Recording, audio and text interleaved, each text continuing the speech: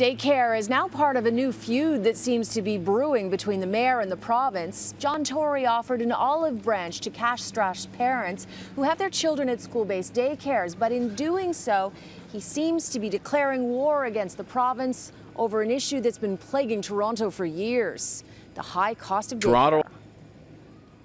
Toronto alone and property taxation alone cannot address and is not meant to address this childcare crisis on its own. Crisis. 16 years ago, I did a series on the lack of affordable daycare in Toronto. CityNews called it a crisis. I'll be exploring the many options parents have when they decide to go back to work and the many obstacles they face. That was me with my one-year-old daughter. And look at her now. She's going to university next year. Now, she's changed dramatically, but the situation with daycare has not. By some accounts, it's worse. In 2001, there were 14,000 children on the waiting list for subsidized daycare. That number has now grown to over 18,000. How long is your waiting list? Long. Years. And it still is. Parents who put their names on daycare waiting lists when they are pregnant still may not have a spot when their child is a year old. Anybody else is here who haven't checked in? The number of spaces has increased. 16 years ago, there was only enough licensed daycare for less than 10% of the city's children. Now there is enough for 20%.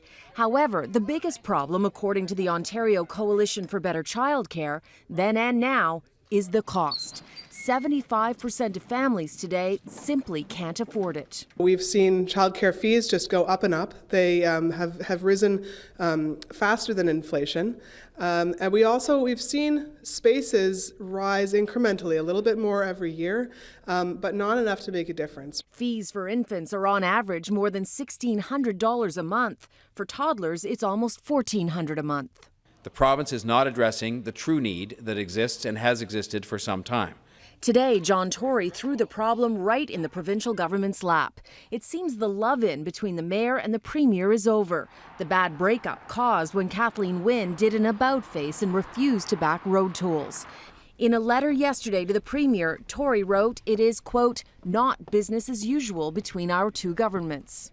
Today, the mayor announced he's not going ahead with a plan to end subsidies to boards for school-based daycares, which would have cost parents of more than 8,000 children an extra $350 a year.